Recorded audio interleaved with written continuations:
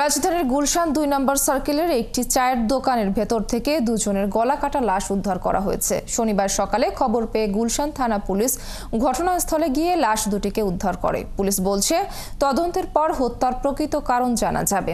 মহিম মিজানের রিপোর্ট। গুলশান এলাকার ১০৮ নম্বর সড়কের একটি খালি জায়গায় চায়ের দোকান ছিল ৭০ বছরের বৃদ্ধ মোহাম্মদ রফিকের। একই সাথে তিনি ওই খালি প্লটটির দেখভালও করতেন। বৃহস্পতিবার বিকেল থেকে রফিকের কোনো খোঁজ না পাওয়ায় রফিকের ছেলে দোকানটিতে আসে। দোকানের বাইরে তালা ভেঙে দেখা যায় সেখানে রফিক সহ দোকানের কিশোর কর্মচারী সাব্বিরের মরদেহ পড়ে আছে। দোকানদারের বড় ছেলে বলতেছে, আব্বারে আম্মা ফোন করে পাইতাছি না, আপনার যে ছেলের কর্মচারী দিচ্ছেন ওরাও তো ফোন করে পাইতাছি না। তা চলেন তো যাই। আমরা তিনজনে ওয়ালটেককে ওনার ছেলের বড় ছেলের নিয়ে আর ওনার যে ছেলেটা কর্মচারী দিয়েছিল ওর মামাতো বাইরে নিয়ে আমরা তিনজনের ভিতরে ঢুকছি। ঢোকার পরে রুমে শুয়ে আসতেছি, দেখি কোনো দেখা যায় না কিছু, কিন্তু গন্ধ বাড়িতেছে। আমরা একটা সন্দেহ নেওয়া হয়েছে।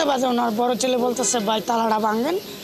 আমরা তালাটা ভাঙছি। ভাঙার পরে দেখি পুরা দরজাটা খুলতে পুরা দুর্গন্ধ বেরিতেছে। রফিকের বাড়ি বরিশাল সদরের দবদবিয়া গ্রামে, সাব্বিরের ময়মনসিংহের গৌরীপুর জেলার রায়গঞ্জ বাজার ব্যাপারী পাড়ায়। ও ভাই, আমার মামা আছে এক লাগো এক মারবো। ও মা, ও রে, ভাই কি আইলো? না, আমার ভাইয়ের কথা আইসা দিছে। আমার ভাইয়ের কথা আইসা দিছে।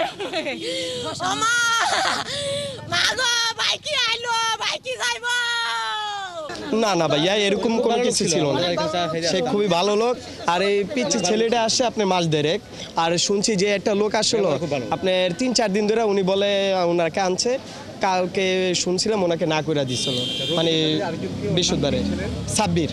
ঘটনা ছড়িয়ে পড়ার পরপরই সিআইডির ক্রাইম সিন ইউনিট, ঢাকা মহানগর গোয়েন্দা পুলিশ ও র্যাব ঘটনাস্থলে পৌঁছায়। দোকানের ভেতরে রাতে ৩ জন থাকতেন, বাকি একজন এখনো পলাতক। ধারণা করা হচ্ছে বৃহস্পতিবার রাতে তাদেরকে হত্যা করা হয়েছে। আগের সরকারের আমলে, বিগত সরকারের আমলে কিছু অসাধু লোকজন এই জায়গাটাকে সাইনবোর্ড লাগাইছিল, দখল করতে চেয়েছিল, সব কিছু করছে। তো ওনারা তো সব কিছু বাইরে ছিল, তো যার কারণে ওনারা করতে পারে নাই।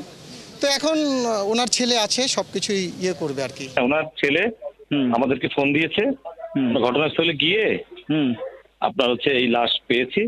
এখানে সিআইডি ক্রাইম সিন আসছে, ডিবি র্যাব সবাই আসছে, এসে আমাদেরকে অ্যাসিস্ট করছে। আমরা এখন জিনিসটা তদন্তাধীন আছে, আমরা চেষ্টা করতেছি এই মূল রহস্য উদ্ঘাটনের জন্য। লাশ দুটির সুরতহাল প্রতিবেদন প্রস্তুতের পর ময়নাতদন্তের জন্য ঢাকা মেডিকেল কলেজ হাসপাতালের মর্গে পাঠানো হয়েছে।